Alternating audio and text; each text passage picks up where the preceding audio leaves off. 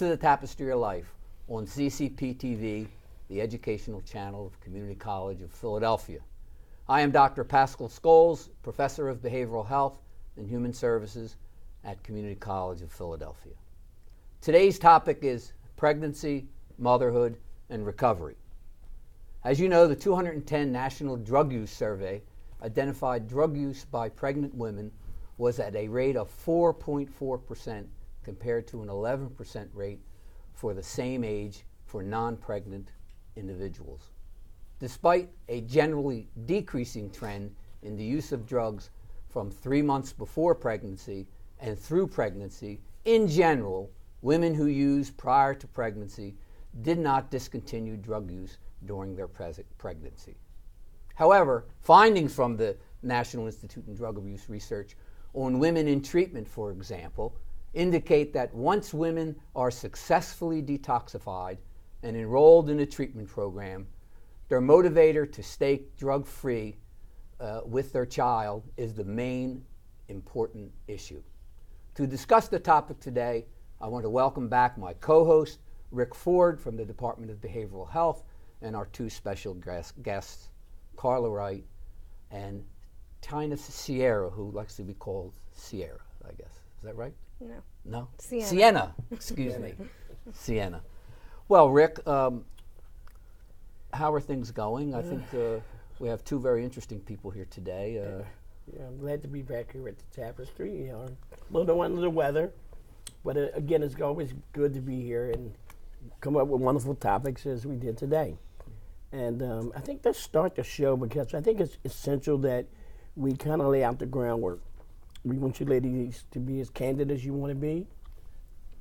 It's really about putting a face and a voice on recovery. Yeah.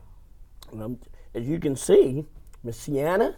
Yes. She's how many months pregnant now? 5 months. 5 months pregnant now. And before we started the show, you mentioned the fact that you were a speedballer. Yes. Now, when you were using, did you become pregnant while you were using? Pretty much, but it didn't occur to me That that becoming pregnant was a possibility because of me using. Yeah. So. Yeah. Now, prior to this pregnancy, how long were you using? Pretty much since 2006. Okay. And before that too. Now, could you explain what, I mean, I know we know what speedballing is, but maybe the audience might not know what speedballing is. It's when you mix heroin and cocaine together, and I used IV. Okay, so you were a shooter, as they say, with Yeah. speedball. Now, let's move back a little bit. You just didn't start speedballing. Let's walk through the progression of your addiction. Okay. What's the first thing you did? Smoked marijuana. And how old were you when you did that? About 15, 16, around there. And then And then it went to cocaine, snorting. snorting it. Then it went to using any and all kind of hallucinogens. Yeah. And then actually went to meth for a little bit. Smoking. Snorting it, and then trying to think. Yeah, it's really interesting. I want to know what interests you to say, all right, I'm going to try the needle. Did somebody introduce you to that, or your progression? It's a funny thing is, like, actually everyone, I was totally against, using needles. I would always be, don't do it, don't use a needle. And a situation happened in my life, and pretty much I didn't know how to handle it, and all I really wanted to do was get high. Yeah. And I knew where to get the drugs, but I didn't know the best way to use them. So pretty much I was up in the area, asked a stranger out of nowhere. He's like, I have, $50. I want to get some heroin and cocaine. Tell me the best way and show me how to use it. Wow. Well, it's kind of interesting, the brief history you gave, and we want to hear a little bit more about it.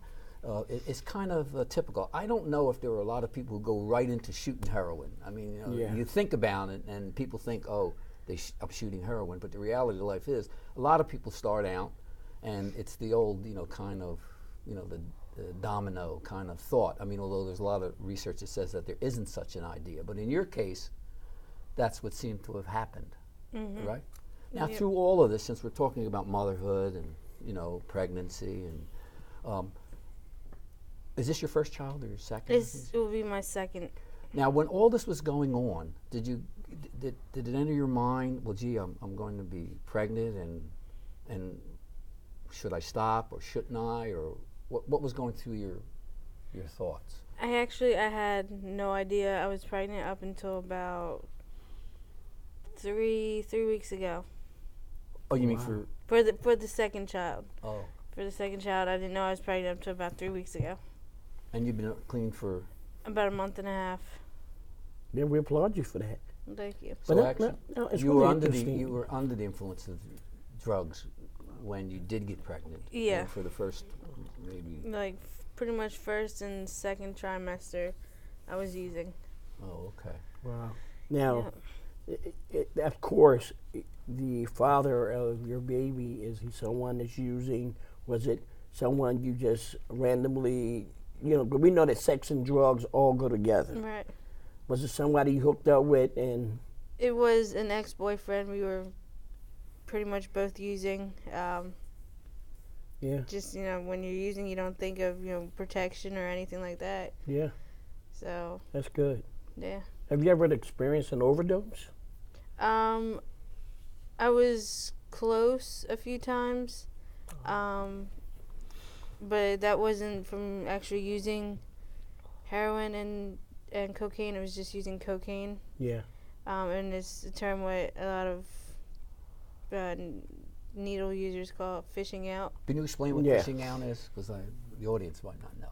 It's pretty much, you get like a really good bag of coke, you shoot it, do your thing, and your body just pretty much goes into convulsions.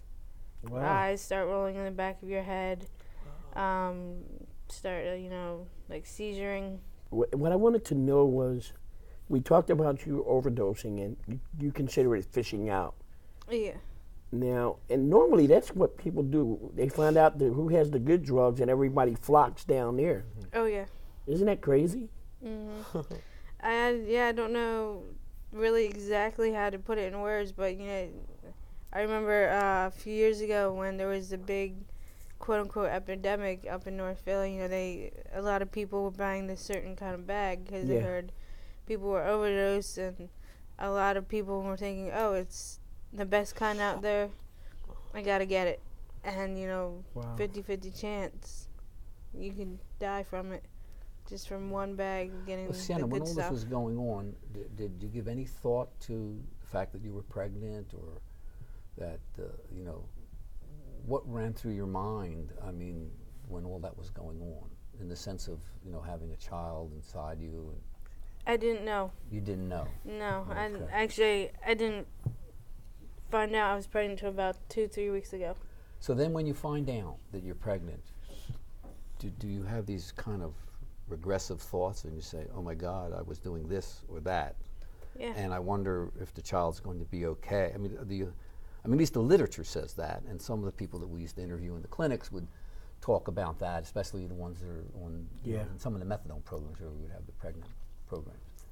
Oh yeah, I thought about all that, physically, with the baby, when he's born, the health of him, will it be a premature pregnancy? Which is pretty typical in the sense of what we hear about. Right, if the baby will be underweight, if he'll even survive the whole labor process. I think about all that all the time. But yeah, it's definitely a thought that ran through my mind. Yeah. So. Wow. Quite interesting. I was thinking originally someone showed you how to use intravenously. Mm-hmm. Then eventually you just kind of picked it up on your own. Yeah. Yeah, self-sufficient. Yeah. Because you didn't need a middleman to kind of do that. No. How frightening was that? Did your family know you were doing anything like that at that level? No, not for a while. Actually, no one, not too many people knew. Not even my family, my dad, my brother had no idea. Pretty much the only people that knew was my roommate at the time when I was using. Because the one day I got a good bag and I was nodding out. Yeah. And burnt my arm about 6-7 times. I came home from I think it was at work, and asked me, "Why do you have 6-7 burn marks on your arm? What are you doing?" I was like, found heroin. Interesting. Yeah. See, and how old are you now? 26. You're 26. Mhm. And were you involved in any drug use with your first child? Yes, I was. Does any of this make sense from then, the same story as it is now, so to speak, or was it a different story? I didn't talk to Carl yet because I know. In a sense, it's the same but different. I was younger. I was 18, turning 19 when I had my first son. I was still a senior in high school. And the whole relationship, it was pretty much, I was actually working at a pharmacy, and my boss did kind of like a blind date kind of thing with my first child's dad, 4 years older than me. In high school, you're like, oh yeah, it's so cool. My boyfriend's 4 years older than me. He can buy me alcohol, and he has his own place. But we partied a little too much with acid. Yeah. And I wound up pregnant with my first son. Wow. She mentioned the fact that she worked at the pharmacy. Was that enticing to you, working in there and all this, the pills and all the other things? For the first, 2 months, it didn't really bother me because I was never, what they call it in the downers. And a lot of pills, is what they call downers. And when I worked back there, I just, when and if I did decide to take the pills, I would sell them to get extra money on the side. Yeah. Never really got into them. Sienna, let me ask you just one other question. In your first child, is developmentally, is everything fine? Oh, he's, okay. I mean, he's, every mom's going to say this, but he's the brightest 6-year-old that I know. Very mature, athletic, book smart. He's health-wise, he's, other than having like almost like a constant cough when the weather suddenly turns, like the other day was like summer out and today it's fall. During the first pregnancy, Mm-hmm. did you do drugs through that time period? No, I found out when I was 2 months pregnant. I quit everything, drugs, drinking, and even smoking cigarettes. Okay. So during the first trimester you stopped? Yeah, pretty much the first trimester I stopped everything. Went cold turkey, as you would say. Yeah. When, just out of curiosity, after you had the birth of your first child, when did you pick up again? About I would say 6-7 months later. Okay. So you've been cool for 6-7 months. You had the baby. Then what happened? The reservations or boredom or your boyfriend? What you back into that life again? Well, it was a lot of things. My son's father, my first child, wasn't there whatsoever, and my mom passed away about 3 months after I had my son. Yeah. So it was a lot of emotional and psychological things that I didn't know how to deal with, especially being a mom, and just about to graduate high school. Wow. And everything, and having your own mom pass away and not having that motherly support. Yeah. So I didn't know how to really deal with it, and finally, I just eventually fell back into using drugs. 'Cause it was the only way, I always say, it mentally took me out of myself. And I had to think about my problems, my issues, anything negative. For that moment in time while I was high, I was, on my own cloud. Not even cloud nine, Not just cloud my own. nine. No. Yeah. Carl, does this sound familiar? I'm sure it does. Yes, everything does. It really does. Can you add something to the story, maybe? I know you have. I know from our earlier conversation. I know that you're a woman of distinction in the sense that you have how many children? 9. 9 children. God bless you. Thank you. And they're all healthy. Healthy. Good. Healthy children. 2 I didn't use drugs with. Oh, okay. My 2 oldest. But the rest I used in my addiction, being pregnant with them. Had them. They tested positive for crack cocaine. On birth, they were. Some were delivered with them in their system. As you know, most drugs will cross into the placenta, and so if you're doing drugs, the child, in effect, Yes. is under the influence, so to speak, of whatever the medication is, and usually has to be withdrawn from it upon birth. Well, mine wasn't addicted. Oh, None okay. of them was addicted babies. They just was born with Some traces of it. in the system. You know what I mean? And through that grace of God, I'm blessed for that. But I do have a son that he suffers from seizures today, from my using. You know what I mean? But he's a high IQ of he's in the 5th grade and he has a high IQ of 8th grader. Oh. Yes, he's very smart. He's very smart, intelligent young boy. That's my baby boy. He's 10. What were the drugs of choice for you during your time? Okay, well, crack cocaine is my drug of choice. I didn't start that till I was 22.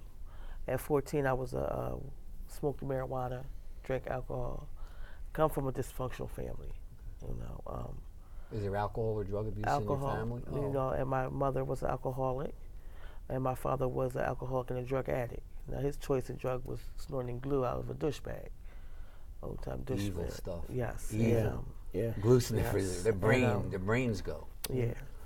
And both my parents are now deceased of cancer. After my mother, I started snorting powder when I was 17. And so from there, that. How did you get introduced to it? Just out of curiosity, because a lot of people always ask. I met a guy that I was fascinated with, and that was his lifestyle. And curiosity, my brothers did it when I was young. So then seeing them do it and then seeing him do it, Yeah. curiosity kills the cat. Sure.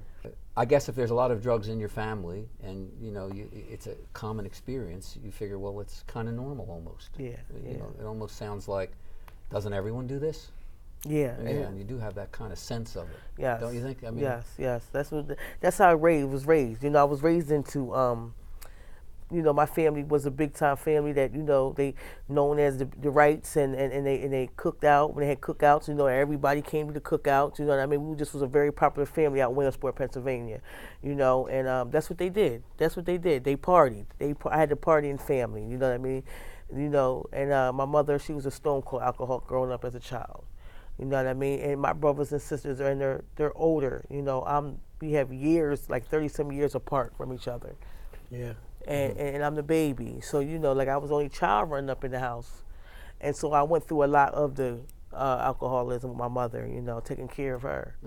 So, as a child growing up, some of my character defects started then, And as you've had, 7 or 8 children, you said, during your addiction, or That's right. while you're in and out of your addiction. Yes. Can you tell us a little bit about the process? I mean, did you stop for a while, or was it the first trimester? What kind of happened? For me, it's no stopping. Oh, okay. Okay.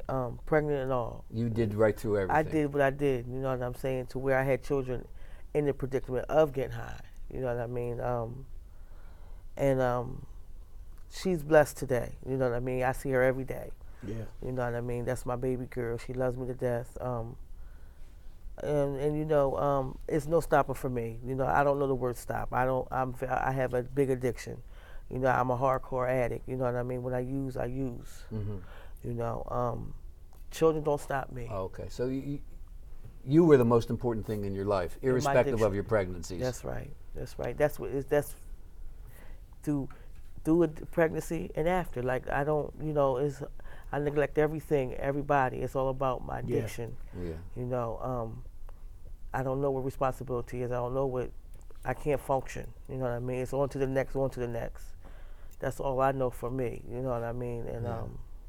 Now I know from talking to you earlier. I think what are you 4.5 months, 5 months? How long in 6 your months. recovery are you now? I'm 6 months 6 tomorrow. months. Yes. Tomorrow. Oh, That's right. To the grace of God. Great. Was this the longest you ever been clean? No. This the longest you ever been clean? 8 months. 8 months. Yeah. You know, it's funny. She mentioned her family. You came from Williamsport, Yes, I'm born and raised. and it's adverse reaction. Most folks migrate to Williamsport to get away. to get away to get Yeah. clean. She had to leave Williamsport to get here to use. Yeah. Really Well, I'm interesting. assuming she was using in Williamsport. Yeah, I used it in I mean, Williamsport. she found Yes. Yeah. That's where it started off at. Yeah. That's where it started off at. And I came here, continued, and then I left Philadelphia, went back, and it got worse out there. And then I came back in 05, and I've been back here since 05. I mean, I understand this, but I'm going to say it because I know some of the audience might not. Yes. Is that they say, well, you're a mother and you have these children and you keep using. And I know that the way the addiction works and how it takes Yeah. over. Yeah. But I wonder if you could kind of like talk a little bit to that. You know, being a mother, you can't compare mothership with addiction. You know what I mean? We always love our children. You know what I mean? And the more we do bad against our children, that keeps us more in our addiction. Like, it might don't sound right, but it's true. Who wants to grow up neglecting their children and using drugs? You know what I mean? Nobody. Somebody else taking care of your children. You know what I mean? Children not knowing you. Like, I have some children, they know of me, Yeah. but they don't know our mommy. You know what I'm saying? And they're with family members, So right now, through all my ins and outs of addiction, in and out of being a chronic relapser and back and forth in recovery, this time is totally different. Okay. What makes it different this time? What makes it different because, see, before, for me, it was like something hard for me to think about. Like, I would think about so hard that, like, I couldn't do it. You understand? So, like, now I'm just doing it and don't even know I'm doing it. Right. It's just like one day at a time. I'm just doing what I got to do. And before I have another day. You know what I mean? Yeah. Like, the process for me was so totally hard for me to think about, that I overthinked it so much about what do you do, how you do it, what do you do? But all you do is just do what you have to do. But you know what's interesting about that, and I'm quite sure both of you ladies can contest to this, mainly with the crack, which is highly addictive. And I knew a lot of shame and guilt had to follow you each time you had a baby, and in your mind, all right, I got to do what's right. Yeah. But because of the progression of your addiction, yes, and the calling of the crack, the craving, that constant cycle of constantly using, and as you look around days, weeks, months, and years, you're still running from reality because of the shame and guilt. Yes. Yeah. Yes. Yeah. I can. Shame and guilt, you know what I mean, is something, you know what I mean? That, like, when I use, I leave my family. Like, listen, it'd be years. Yeah. That I be in the same city, same town, wherever I'm at. My family really never seen me getting high.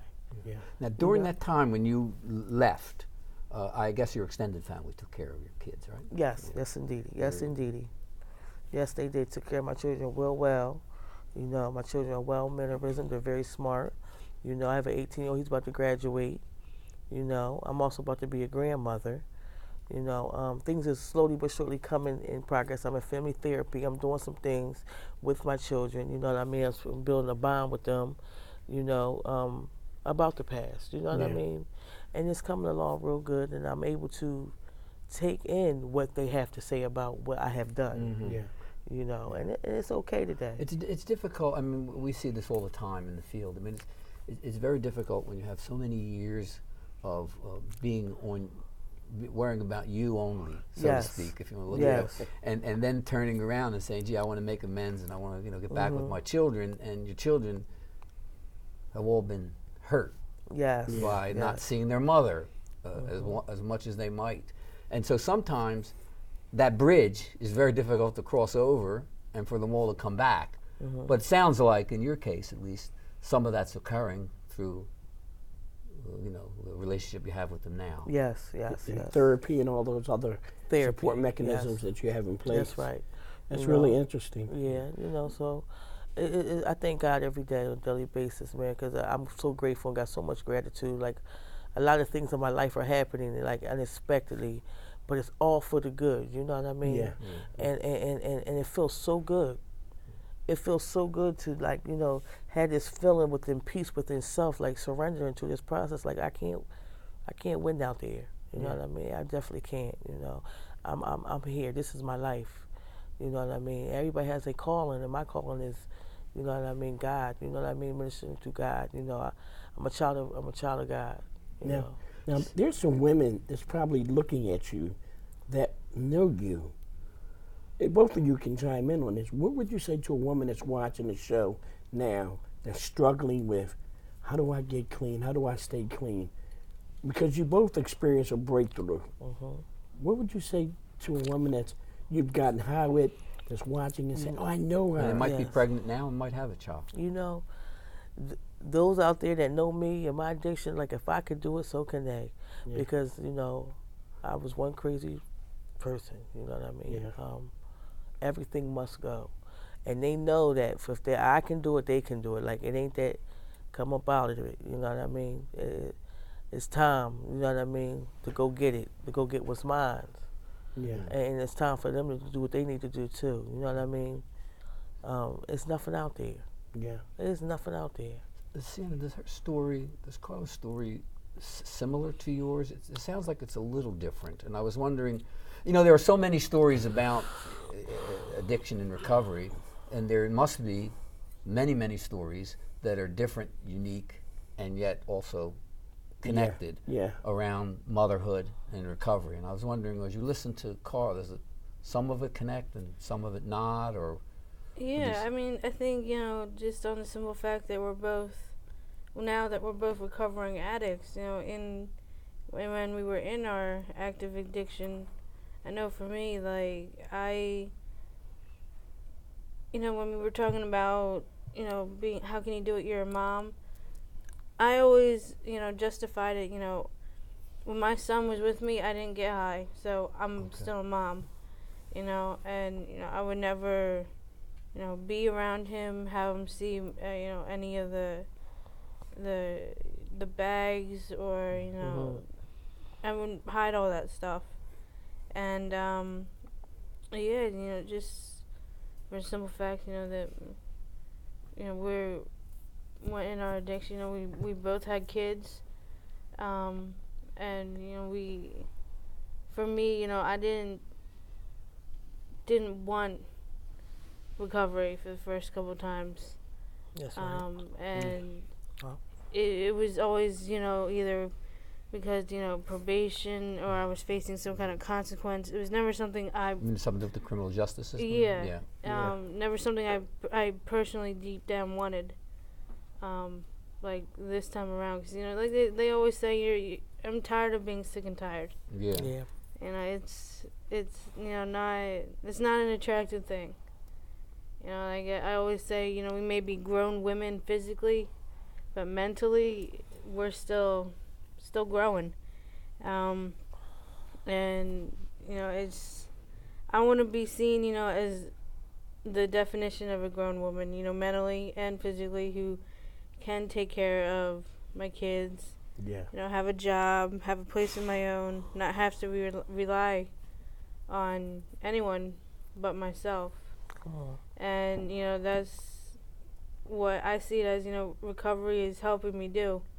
As, this time around, I really, deep down want it. They say jail institutions are death. Been to jail, I've been to numerous institutions, and, death, not an option for me. Mm-hmm. There's really, nothing too interesting about death at all. Point blank. Yeah.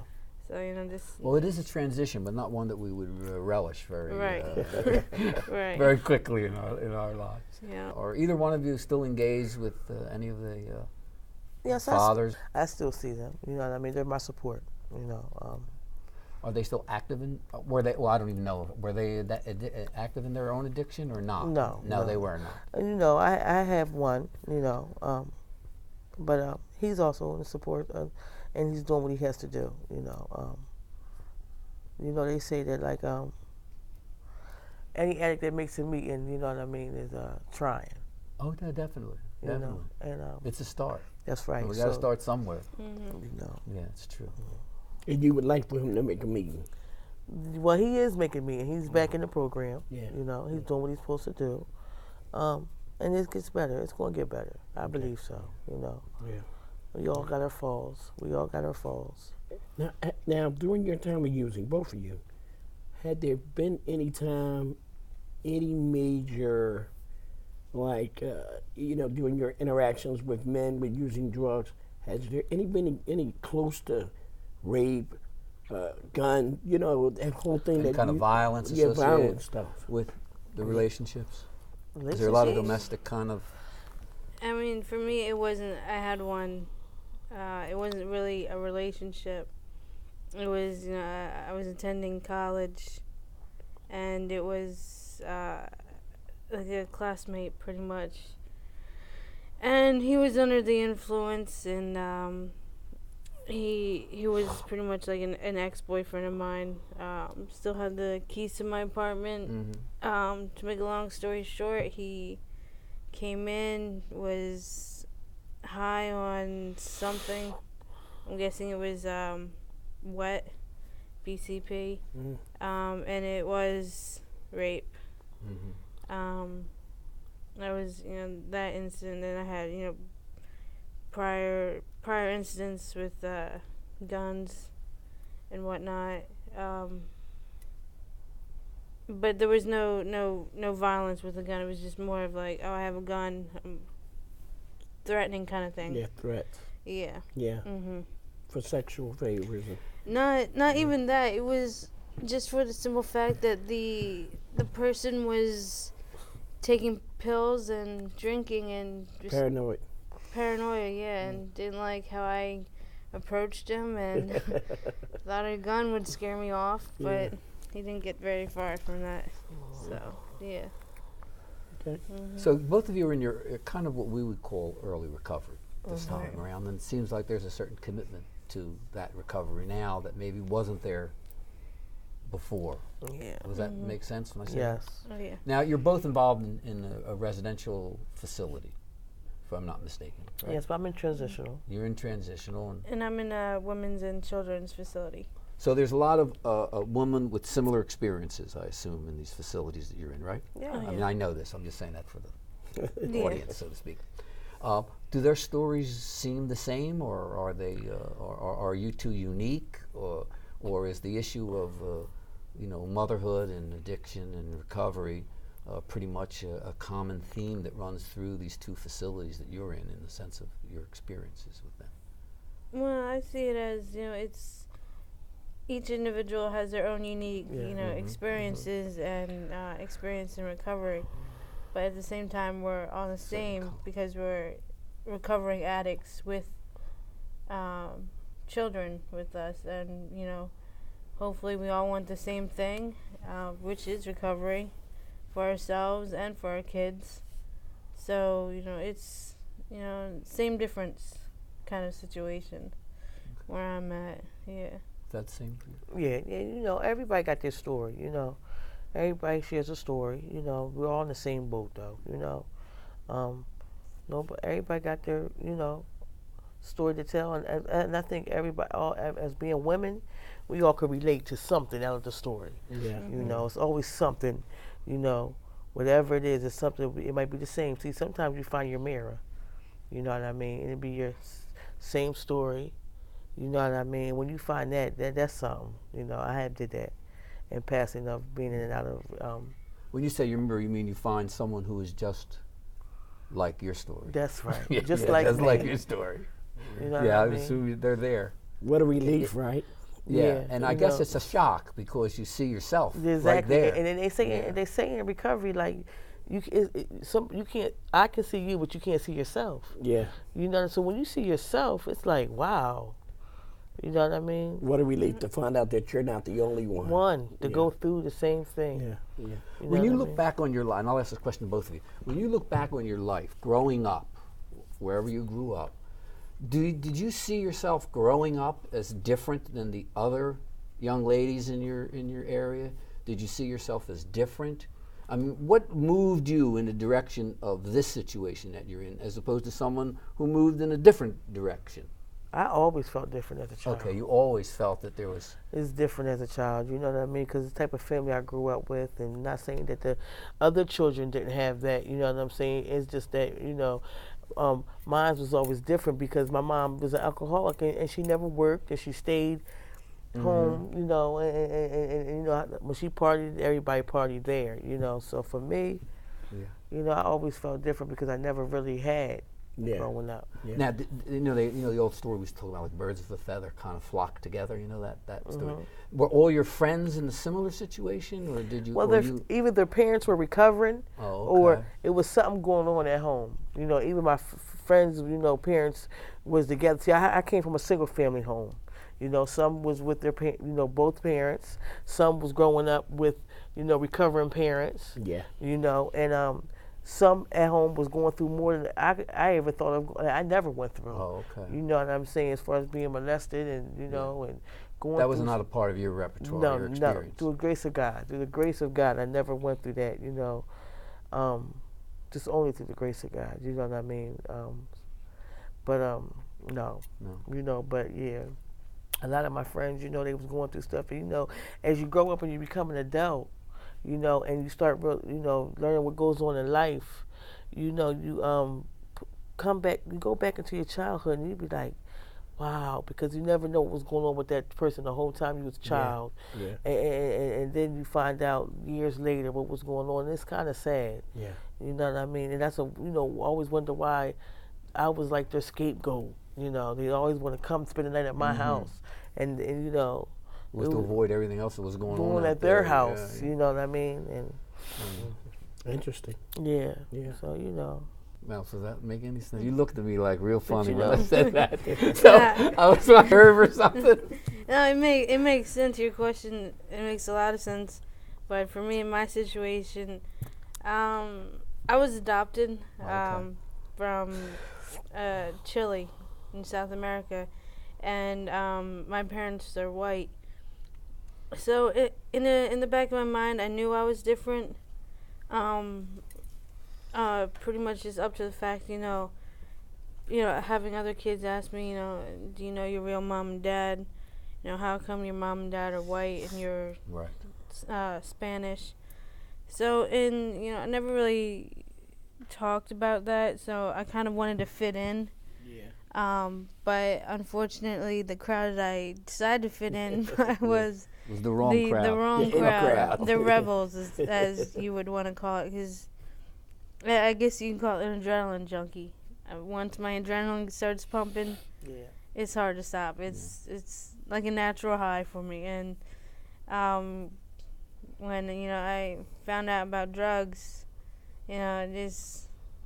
for me, it wasn't simply the fact of, I'm actually high. It's the fact, I'm going to go and do something that I know is totally illegal. I could go to jail, lose everything for doing it, but it gets my adrenaline pumping. And once I found out I fit into that different crowd of people, and they, in a sense, accepted you for it, it was kind of like, in a way, a second family for me. So in a sense, your addiction had a lot to do with not feeling accepted. Right. And finding a group to feel accepted with. Right. And part of that, I gather, comes from the fact that you don't know your parents and you were adopted. And right. My biological parents. And you look uniquely different than your adopted parents. Did you ever pursue any of that as a part of your recovery, or think of opening up the adopt? I mean, trying to figure out, bringing resolution to that topic? I thought about it, but you know, at the time there's a few factors to that. At the time, the government down in Chile, you know, didn't want to give my adopting parents information, and just a simple fact that my adopted name was Andrea Gonzalez, and down there Gonzalez is like, you know, Brown or like Smith up here. Yeah, it's a common name. So it would be like literally a needle in a haystack trying to find them. So it would. I've always thought about it, you know, just for the, you know, the health history aspect of it. 'Cause, you know, they say that a lot of times when people are addicts, it's because, you know, one parent was an addict or both parents were, which in turn you're an addict. You know, probably. So you kind of were cut off from your history. Yeah, that would probably be my main kick to have me find out, you know, more about them, because I know, for one, I didn't choose to become an addict whatsoever. But, you know, if I found out, you know, it was quote-unquote in my genes, then it would be something that I would want to learn more about. You know, possibly maybe even become, you know, a counselor. Because I know in the treatment facility that I'm at, if you have, I'm pretty sure if you have, like, you know, a year clean or maybe possibly more, you can get into, you know, like an internship of counseling. And, you know, I see it as, you know, it benefits, you know, the person. You know, if, you know, you have a counselor who was an addict and they have, you know, 10, 20 years clean, they can relate with you more on, you know, more personal issues, you know, regarding, you know, Sure. your treatment and everything, because, you know, you can connect. You can be like, oh, well, I was there, you know, X amount of years ago. I know exactly how you're feeling. Yeah. And, you know. Well, a lot of that it gets encapsulated now in the Certified Peer Specialist movement. Yeah. You know, and not only that, the program that she's involved with, there's a high rate of completion, and once you complete, you become employable there. Mm-hmm. And send you back to school. So Right. you're on the right course there. Yeah. Right. I mean, they do say, you know, if you're uncomfortable, then it's working. Yeah. And I know where I'm at, there's days where you're just like, oh, you know what, I'm done. I'm walking down the blacktop. But that's, you know, you're feeling uncomfortable, so obviously, you know, recovery's working for you in some aspect. That's right. Just out of So- curiosity, since you've been there, how many people have walked from the program? Oh man. A lot? Oh yeah. Not necessarily, you know, they wanted to walk. They were more discharged for Because of behavior, non-compliance. non-compliance, pretty much. I seen that. Yeah. I seen them leave. Soon they leave, some comes in. You know. So Right. Because Well, there's no question that those houses will fill up very quickly. yeah. Right. And there's always a waiting list. And one of the ironies of women and children's programs, there's not enough of them. right. And so there's always a large waiting list for people coming and going, Yeah. right? But you know what? And since the budget cuts and general assistance, then Even more of a problem. yeah, now. more of a problem for women to get into these programs. Yeah. So Someone wants to leave, Then leave. they leave You for know, all the wrong reasons, don't they? Yeah, and you know, there's essentially, you know, it may sound harsh, but it's reality. There's no one standing at the door. There's no bars on the door. yeah. You know, don't just say, I would keep on saying, I want to leave, I want to leave. There's a door, it's open. But you and I know that to leave, I mean, I understand, you know, you're drawn to the addiction, and God knows Right. we all understand that in this room, that's for sure. Oh, yeah. But the reality of life is that the road that they're on now, when they do that, is going to lead to their children being taken from them, probably going to prison, or death. But for some reason, they don't get it sometimes. It takes a while to get it. You know, I mean, I don't like to talk about hitting rock bottom because people can get into recovery without hitting bottom. I understand that. Right. The problem is that when they leave those facilities, the road that they go on is just destructive. I mean, they're either going to lose their children, they're going to wind up in prison, they're going to kill themselves. Right. And for some reason, the addiction is so strong that they can't seem to see it. you know, we talk about denial and projection and rationalization and acting out, you know, the kind of 4 cornerstones to an effective recovery. But for some reason, they're not there to listen to it or hear it yet. And you're right, and most people say, well, go, because you're not ready to listen. Right. Or conform to the rules and regulations of the program. That's not listening, Not so listening. to speak, you know. And sometimes when we do evaluations, and you know, I've had personal relatives of mine come to me and say, you know, he's a heroin addict, or he's this, he's that, what you can do about it? And I talk to him, and I have to say to my own uncle, there's nothing you can do. He's not ready to do anything, so you just got to let it go, because there's not much you can do. And that's one of the problems in recovery in general. I mean, look, here's a group of people with children and things that should move you from one place to another. Right. And you still get hung up in it. You still move in a certain direction with it. And you're now trying again.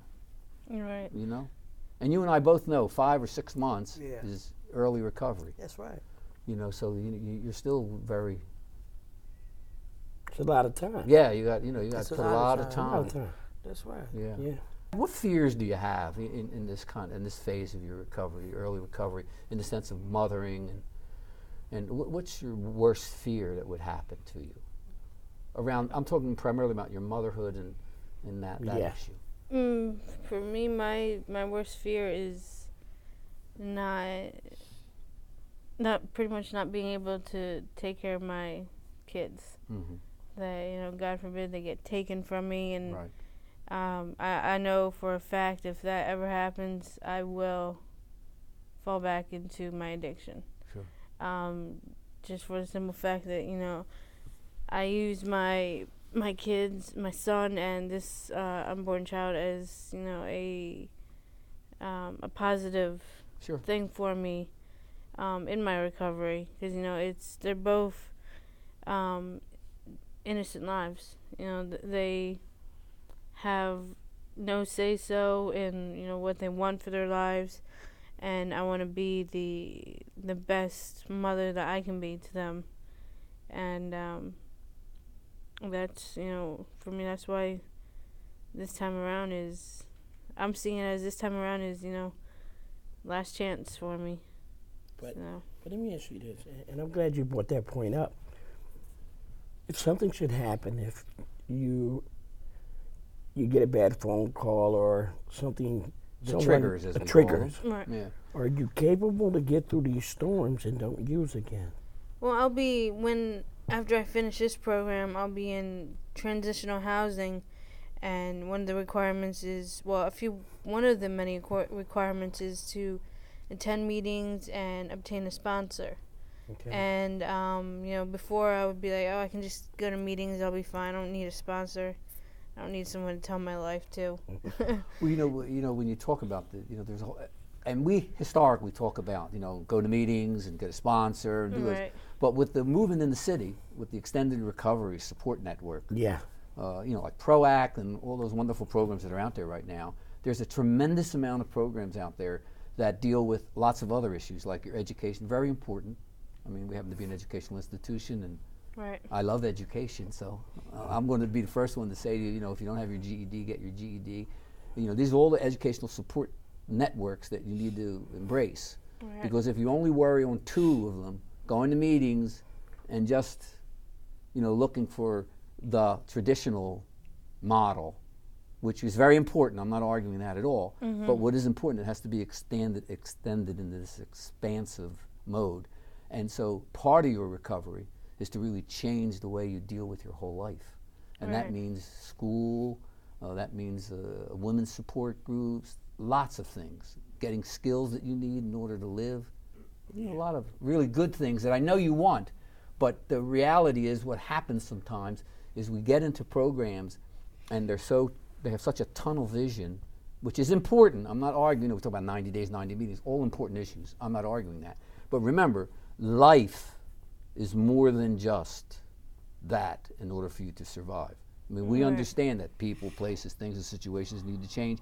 And we also understand that you can't hang out with the same old people. But eventually, they're all around you. And eventually, you're going to have to learn to deal. Yes. I mean, in not the way we think of deal, but Right. in a more productive way. Yeah. And the only way you'll be able to do that is with the right support, expansive support. Right. That's like the facility that I'm at is a TC, therapeutic community, Right. and it's in a way it's run by the clients that are there. So in a way it does prepare you for the quote unquote outside world. So I see it as, if you can't deal with being in a controlled environment with, your peers pulling you up and everything, then you unfortunately are going to have trouble when you Well, it leave. is surely one aspect of recovery. We're not arguing that Right. at all, and an important aspect. But if it winds up being the singular aspect of your life, Yeah. you put yourself in jeopardy. Getting an education is very important, and having friends that are not people in recovery is important also. Indeed. That they know you as not just being a person in recovery. Right. Does that make sense to you, Carl? Yes, it does. Makes very much sense to me. So you have some goals that you want to set out for. Yes, I do. I want to get my GED, and I want to go back to school for nursing. Take care of my child, and hopefully I can own my own house in about 5 years. I give it. Yeah. Yeah. So you're slightly different because you have older children also. You Yeah. have a wide range of children. Yeah. So even if something happens, you have an 18-year-old, or you have kind of adults already in your life, right? You say a grand. I'll be a grandmother. Right. Yeah, I sure will. Wow. Yeah. And you're earlier in the sense your motherhood, Yeah. so to speak. My son will be 7 years old this January, so he's in his sponge Yes. life and learning years. Oh, I have grandchildren, and Yeah. they're a trip, to say the least. Oh yeah. I guess you're doing a lot of homework with them, and doing all those things. Projects every day. You being outside, playing cards with them. Doing the quote unquote mom stuff with them. The thing that always amazes me out there when you talk to people who are not in recovery, and you talk to people who don't know much about women in recovery, they tend to think of women who have children and are addicted as not being people who are good mothers. And both of you clearly demonstrate to us at least, and I've always known this from working with people in the field, women who have children, that your mothering instincts are as strong and as consistent as any mother around their children. Somehow there's a stereotype out there that women who are addicted and have children are not really effective parents or really loving mothers to their children. Now, I know that to be untrue because we work every day over the years and have known many of these women who both addicted and non-addicted people. But why? Why does that persist, do you think?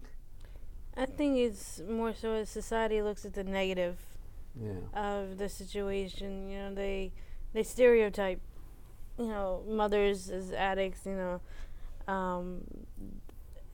for addiction. They always seem to, a lot of people like to use the word, she was a crackhead mother. That's right, yeah, you do. And, when they say that, they automatically assume that she put her drug of choice Above her kids. above her kids. That they ate